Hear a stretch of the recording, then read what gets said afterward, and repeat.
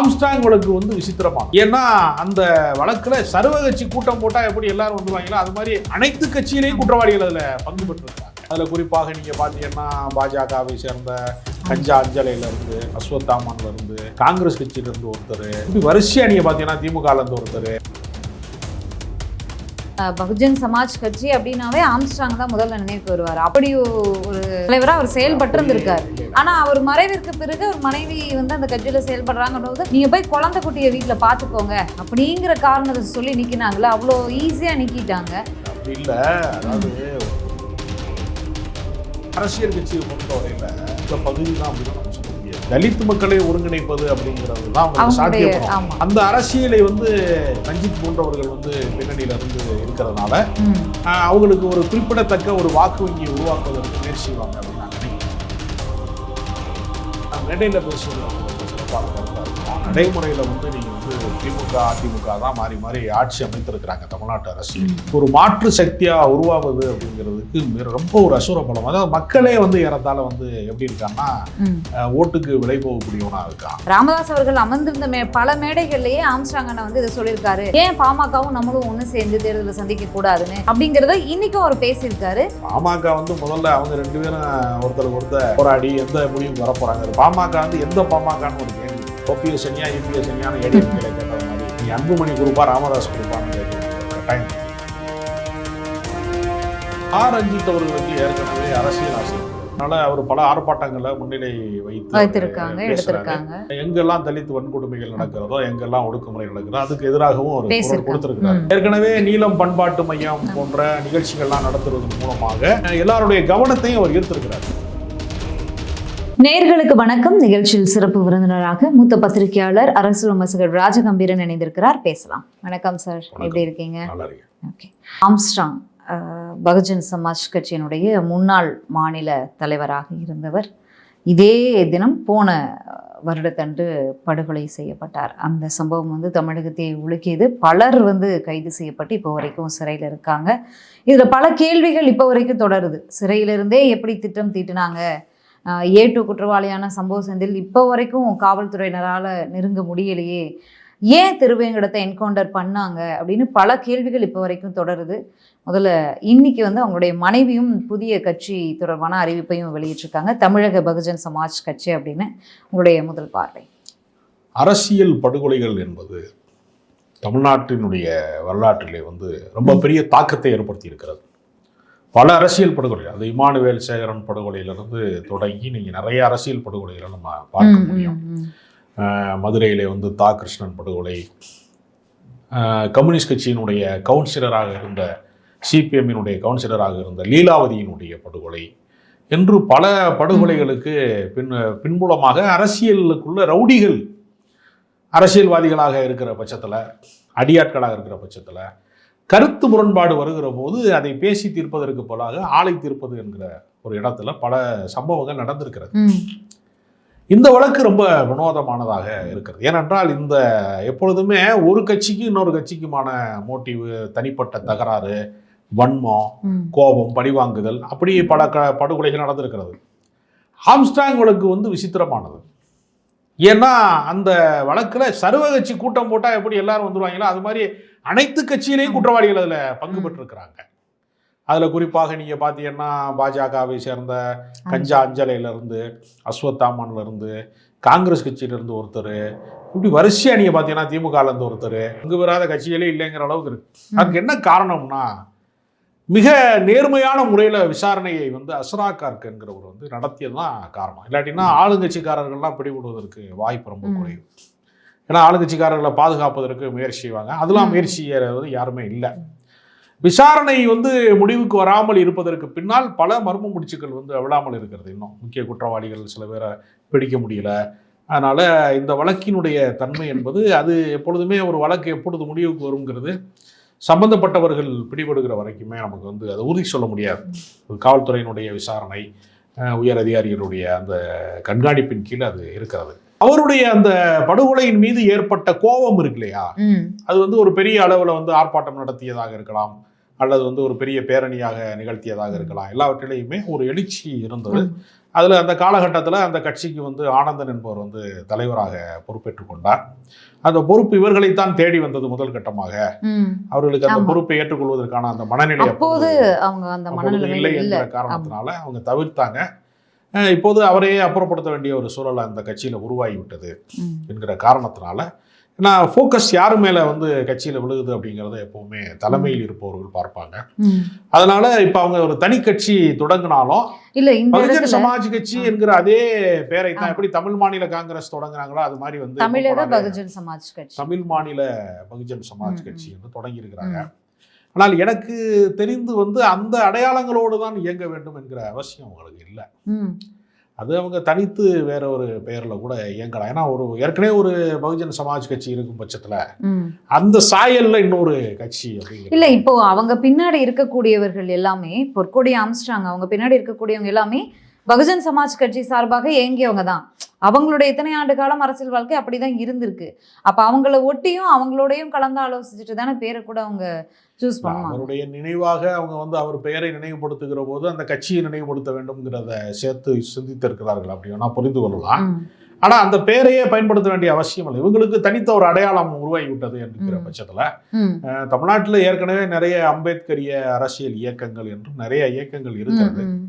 ஆனா எனக்கு தெரிந்து ஏற்கனவே இருக்கக்கூடிய இயக்கங்களோடு அவர்கள் இணைந்து செயல்பட்டிருந்தால் ஒருவேளை அப்பொழுதும் அவர்களுக்கு ஒரு பெரிய அங்கீகாரம் கிடைக்க தான் செய்யும். ஒரு சட்டமன்ற உறுப்பினராக மாறுவதற்கோ அல்லது தேர்தலில் போட்டியிடுறதுக்கோ இல்லை கட்சியிலே கூட ஒரு முக்கியமான ஒரு செயலாளராக பொதுச்செயலாளர். இல்லை, இந்த கட்சியிலேருந்து ஈஸியாக அப்புறப்படுத்திட்டாங்களே. அதாவது பகுஜன் சமாஜ் கட்சி அப்படின்னாவே ஆம்ஸ்ட்ராங் தான் முதல்ல நினைவுக்கு வருவார். அப்படி ஒரு தலைவராக அவர் செயல்பட்டு இருந்திருக்காரு. ஆனால் அவர் மறைவிற்கு பிறகு அவர் மனைவி வந்து அந்த கட்சியில் செயல்படுறாங்கன்னு போது நீங்கள் போய் குழந்தை குட்டியை வீட்டில் பார்த்துக்கோங்க அப்படிங்கிற காரணத்தை சொல்லி நிற்கினாங்களே, அவ்வளோ ஈஸியாக நிற்கிட்டாங்க. அப்படி இல்லை. அதாவது ஒரு போராட்ட அரசியல் கட்சிகள் வந்து ஏற்கனவே கட்டமைப்பு இருக்கிற கட்சிகளை போல இயல்பாக நடந்து விட முடியாது. நிறைய கள அரசியல்ல இப்போ நீங்கள் சமீபத்தில் கூட ராமதாஸ் அவர்கள் வந்து தன்னுடைய நேர்காணல்ல 96,000 கிராமங்களுக்கு நடந்தேன். அப்போ ஒரு புதிதாக ஒரு அரசியல் கட்சி நிறுவனராக ஒருத்தர் உருவாவதில் எவ்வளோ சிரமம் இருக்கு என்பதற்காக இவர் 96,000 கிராமம் போனார்னா திருமாவளவன் வந்து கிட்டத்தட்ட 2 லட்சம் கிராமமாவது போயிருப்பார். அவர் அதை சொல்லலை. அவரும் நிறைய, இவர் வட மாவட்டங்கள் மட்டும்தானே, அவர் எல்லா ஊருக்கும் போறாரு. அப்போ நிறைய பயணங்கள் செய்வது அப்படிங்கிறதப்ப கட்டமைப்பை புதிதாக உருவாக்கணும். ஏற்கனவே கட்டமைப்பு இருக்கக்கூடிய ஒரு அரசியல் கட்சியில் போய் அவங்க இணைந்திருந்தாங்க அப்படின்னா, ஏன்னா ஏற்கனவே வந்து சிவகாமி ஐஏஎஸ் ஒரு கட்சி ஆரம்பிச்சாங்க. அது அப்பொழுதைக்கு ஒரு பெருசாக அவங்க இதே மாதிரி தான் பகுஜன் சமாஜ் கட்சியெல்லாம் இருந்தாங்க. பெருசாக வந்து அவங்களால வர முடியல. ஒரு ஐஏஎஸ் ஆஃபீஸரு, ஒரு சிந்தனையாளர், எழுத்தாளர், எல்லா தகுதியும் இருந்தும் கூட பெண்களை வந்து அரசியலில் வந்து ஒரு பெரிய தலைவியாக பார்ப்பது அப்படிங்கிற ஒரு உளவியல் வந்து ரொம்ப பெரிய தடையா இருக்கு நடைமுறையில.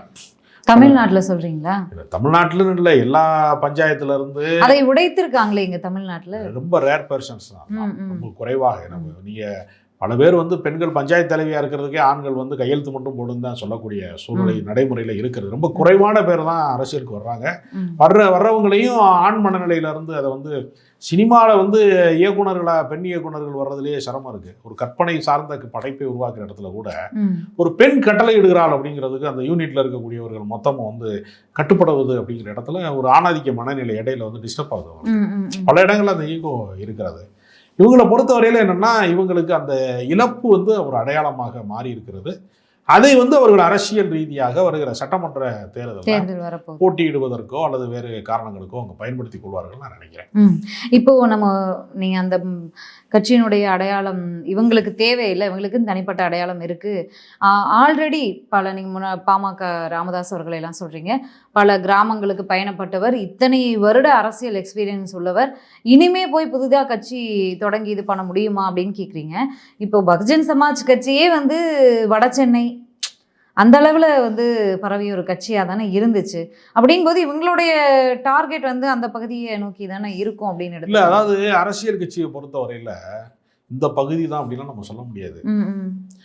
வந்து தலித் மக்களை ஒருங்கிணைப்பது அப்படிங்கிறது தான் அவங்களுக்கு சாத்தியப்படும். ஆமாம், அந்த அரசியலை வந்து ரஞ்சித் போன்றவர்கள் வந்து பின்னணியில இருந்து இருக்கிறதுனால அவங்களுக்கு ஒரு குறிப்பிடத்தக்க ஒரு வாக்கு வங்கியை உருவாக்குவதற்கு முயற்சி செய்வாங்க அப்படின்னு நான் நினைக்கிறேன்.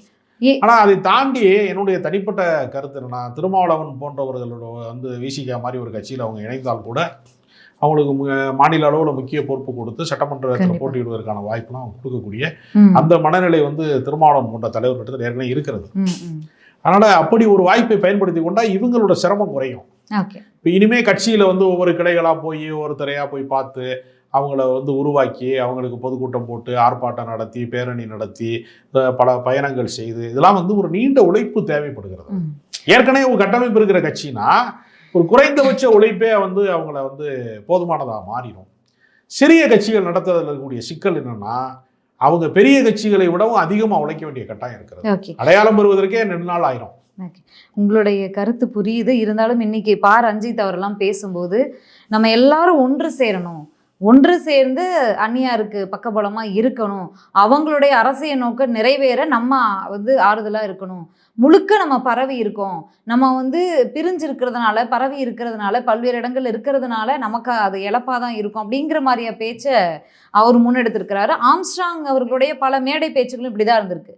நம்மெல்லாம் ஒன்று சேரணும், நம்ம ஒன்றா இருக்கணும், ஒரு இடத்துல இருக்கணும், நம்ம ஏன் திமுகவுக்கு ஓட்டி போடணும், நம்ம ஏன் அதிமுகவுக்கு ஓட்டி போடணும் அப்படிங்கிற மாதிரி அவரோட கருத்துக்கள் இருந்திருக்கு. அதை நான் எடுத்துட்டு போறேன் அப்படின்னு சொல்லி தான் ஆம்ஸ்ட்ராங் பொற்கொடி ஆம்ஸ்ட்ராங் அவர்களும் கட்சி தொடங்கியிருக்காங்க.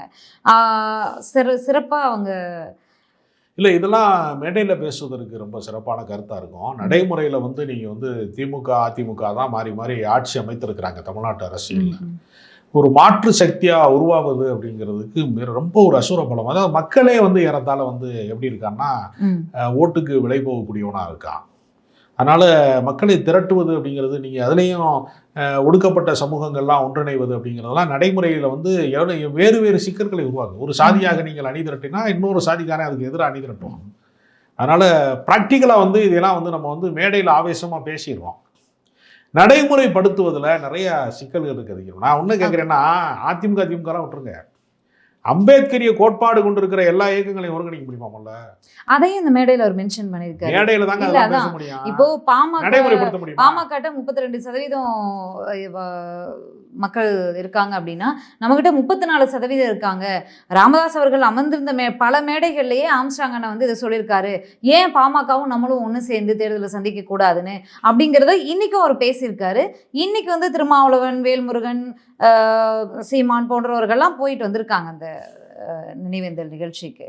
இந்த ஏதாவது கூட்டணி மாறுவதற்கெல்லாம் வாய்ப்பு இருக்குமா? இல்ல இவங்களுடைய ஆதரவு இவங்க போய் கூட்டணியில யாரு கூடயாவது இணைவாங்க? எதிர்ப்பு மனநிலை இருக்கிறதுனால அதிமுக வந்து இவர்களை அணுகுவதற்கு வாய்ப்பு இருக்கிறது. அதை கடந்து தமிழ்நாட்டு அரசியல்ல வேறு சாய்ஸ் என்ன இருக்கு? வந்து சீமான் வந்து தனித்து நிற்பாரு, வெற்றி பெற போறது இல்லை. வேற சாய்ஸ் இருக்குன்னா விஜய் தான் வந்து ஒரே ஒரு வாய்ப்பு இருக்கிறது. ஏன்னா தமிழ்நாட்டில் வந்து 4 முனை போட்டி நடைபெறுவதற்கான சாத்தியம் இருக்குன்னு சொல்லப்படுது. அப்ப அதிமுகவும் வேணாம், அது பாஜக கூட்டணியில் இருக்கு, அது அம்பேத்கரிய கோட்பாட்டுக்கு எதிரானதுன்னு ஒரு சீரியஸான சிந்தனையில் ஒருவேளை இருந்தால் ஒரே ஒரு வாய்ப்பு என்ன இருக்கிறது? விஜயோட கூட்டணிக்கு போகலாம். வேற எந்த வாய்ப்பும் இல்லையா? இது ஒன்றுதான். பாமக இப்போ வெளியில தானே இருக்கு. பாமக வந்து முதல்ல அவங்க 2 பேரும் ஒருத்தருக்கு ஒருத்தர் போராடி எந்த முடிவுக்கு வர போகிறாங்க? அது பாமக வந்து எந்த பாமகன்னு ஒரு கேள்வி இருக்குப்பா. ஓபிஎஸ் அணியா யூபிஎஸ் அணியான ஏடிஎம்கேல கேட்டது மாதிரி நீங்கள் அன்புமணி குரூப்பா ராமதாஸ் குரூப்பான்னு கேட்க வேண்டிய ஒரு கட்டாயம் இருக்குது. அதனால் இப்பொழுதைக்கு வந்து மாம்பழத்தை வந்து பங்கு போடுவது யார்? மாம்பழத்தை வெட்டிக்கிட்டே இருக்கிறாங்க, பங்கு போடுவது யார்? எந்த பக்கம் வந்து பழம் வரப்போகுது, எந்த பக்கம் விதை வரப்போகுதுன்னு தெரியல. தெரிஞ்ச முன்னாடி தான் முடிவெடுக்கும். ஓகே. ஆம்ஸ்ட்ராங் மரணத்தப்போ இந்த பகுஜன் சமாஜ் கட்சியினுடைய தலைவி மாயாவதி வந்து வந்திருந்தாங்க தமிழ்நாட்டிற்கு. பொற்கொடி ஆம்ஸ்ட்ராங்க்கு பக்கபலமாக இருப்போம், நான் பார்த்துக்கிறேன் அப்படின்னு அவ்வளோ ஆறுதலாக பேசுகிற அந்த காட்சிகளை எல்லாம் பார்த்துருந்தோம். ஆனால் பொற்கொடி ஆம்ஸ்ட்ராங் வந்து இந்த கட்சியிலேருந்து நீக்கப்பட்ட பிறகு அவங்க தலைமை, அவங்க உத்தரவின் பேரில் தான் நீக்கப்பட்டதா, அவங்களுக்கு இதில் வந்து இருக்கா, விருப்பம் இருக்கா இல்லையா, எதையுமே எந்த நிலைப்பாடையுமே அவங்க வெளிப்படுத்தலை. இப்போ புதிய கட்சி தொடங்கியிருக்காங்க. வாழ்த்துக்களாவது வருமா, இல்லை ஆறுதல் வருமா, இல்லை சப்போர்ட் கிடைக்குமா? என்ன மாதிரியான ஒரு அரசியலை பொறுத்தவரையில் ஓடுற குதிரையில் பந்தயம் கட்டுற ஒரு தொழில் அது ஒரு முக்கியமானது. அதனால் தமிழ்நாட்டில் இருந்து இவ்வளோ சட்டமன்ற உறுப்பினர்கள் இருக்கிறாங்க, நாடாளுமன்ற உறுப்பினர்கள் இருக்கிறாங்க, அந்த கட்சிக்கு நான் தான் அவங்க கன்சிடர் பண்ணுவாங்க. இப்போ வந்து கட்சி பெயரளவில் தான் இருக்கு. அதனால இவங்க கட்சி ஆரம்பிக்கிறதுனால ஒரு கவன ஈர்ப்பாது இருக்கும். ஏற்கனவே இருக்கிற பகுஜன் சமாஜ் கட்சிக்கு கவன ஈர்ப்பு கூட கிடையாது. அதனால அதை வந்து ஒரு கட்சியினுடைய ஒரு தலைமையாகவோ ஒரு கட்சியாகவோ கருதக்கூடிய இடத்துல மாயாவதி கிடையாது. ம், மாயாவதி ஒரு மாநில அரசியல்ல தீவிரமா இருக்கிறாங்க. ம். அவங்க தேசிய அளவில் ஒரு தாக்கத்தை ஏற்படுத்துவதற்கு எப்பொழுதுமே முயற்சி செஞ்சுட்டே இருப்பாங்க. அவ்வளவுதானே தவிர தமிழ்நாட்டை பொறுத்தவரையில எந்த தேசிய கட்சிகளுக்கும் ம். பெரிய அளவுல எழுச்சி என்று ஒன்று கிடையாது. சரி, ஏற்கனவே ஒரு பகுஜன் சமாஜ் கட்சி இருக்கு, அதாவது தேசிய அளவிலான அந்த பகுஜன் சமாஜ் கட்சியினுடைய மாநில தலைவர் ஆனந்த் புதிதாக போட்டிருக்காங்க, அவர் செயல்பட்டு கொண்டார் இருக்கு. இன்னொரு வெஸ் அப்படின்னு பார்க்கலாமா? இனி இவங்க ரெண்டு பேத்துக்கு இடையில இல்ல, அப்படி பார்க்க முடியாது. ம், இவங்களுடைய ஆதரவாளர்கள் என்பது வேறு, ஆ, அவங்களுடைய களம் என்பது வேறு. எப்பொழுதுமே ஒரே கோட்பாடு கொண்டிருக்கக்கூடிய அரசியல் கட்சிகள் கூட, ம், இப்போ திமுகவுக்கு என்னென்ன கோட்பாடு இருக்கோ அதுதான் அதிமுகவுக்கு கோட்பாடு, மதிமுகவுக்கும் திராவிட இயக்க கோட்பாடு தான். ம், ம், ம், ஆனால் எல்லாமே ஒரே கட்சியான்னு நம்ம சொல்ல முடியாது. ம், இப்போ காங்கிரஸ் கட்சியிலேருந்து தமிழ் மாநில காங்கிரஸ் பிரிந்தது மூப்பனார் காலத்தில் வலிமையாக இருந்துச்சு, இப்போ ரொம்ப வீக்காக இருக்குது ஜி.கே. வாசன் காலத்தில். கோட்பாடு ஒன்றா இருக்கும், செயல்பாடு என்பது வருகிற போது அவருடைய ஆதரவாளர்கள் எவ்வளவு பேரை திரட்டுகிறார்கள், களத்திலே அவர்கள் என்ன போராட்டங்களை நிகழ்த்துகிறார்கள், அதனால அதுக்கு சம்மந்தமே இருக்காது. அவருடைய அணி என்பது வேறாகவும் இவங்களுடைய அணி என்பது வேறாகவும் இருக்கும். இவங்க தனி பெயரில் அதை தொடங்கினதுனால அவங்களுக்குமான பெரிய மோதல் போக்கா அது மாறாது. இவங்களை மற்ற அரசியல் கட்சிகள் அங்கீகரிக்கிறார்களா, இவர்கள் என்ன செயல்படுகிறார்கள், என்ன செயல் திட்டங்களை வைத்திருக்கிறார்கள், ம். எந்த அளவுக்கு சுற்றுப்பயணம் போகிறாங்க, அதை எப்படி எடுத்துகிட்டு போகிறாங்கிறத பொறுத்து தான் அந்த கட்சியினுடைய வளர்ச்சிக்கும் வீழ்ச்சிக்கும் அது காரணமாக இருக்குமே தவிர ஒரு கட்சி இன்னொரு கட்சிக்கு போட்டி என்னெல்லாம் நமக்கு கருத முடியும். இந்த முன்னாடி நம்ம பேசுகிற மாதிரி 2 பகுஜன் சமாஜ் கட்சி இருக்கு. தமிழ் மாநில பகுஜன் சமாஜ் கட்சி பொற்கொடி ஆம்ஸ்ட்ராங் அவங்க தலைமையில் இந்த மேடையில் பா. ரஞ்சித் இருக்கார். தொடர்ந்து பொற்கொடி அவர்களுக்கு ஆதரவாக அவர் பின்னாடி இருக்கார்.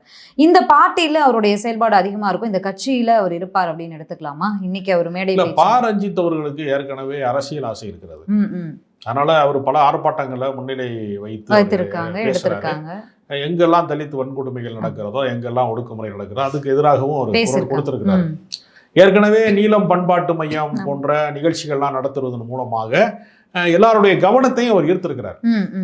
ஒருவேளை இந்த கட்சியினுடைய செயல்பாடுகளுக்கு அவர் முழுமையாக தன்னை ஈடுபடுத்தி கொண்டு, நான் சொல்றது கட்சிக்கு வெளியிலிருந்து ஆதரவு என்று இல்லாமல் கட்சிக்குள்ளேயே இருந்து அவர் தீவிரமாக இயங்குவதற்கு இந்த அடையாளத்தை எல்லாம் பயன்படுத்தி கொண்டு ஆம்ஸ்ட்ராங்கினுடைய அந்த நினைவு, அதாவது ஆம்ஸ்ட்ராங்கினுடைய அந்த படுகொலையை முன்னிலைப்படுத்துகிற இந்த இயக்கத்திற்கு அவர் முழுமையாக தன்னை ஒப்படைத்துக் கொண்டு ஒரு வேலை அரசியல் செய்தால் தமிழ்நாட்டு அரசியலில் இது ஒரு பெரிய தாக்கத்தை உருவாக்குவதற்கு அவர் கொஞ்சம் முயற்சி செய்யலாம்.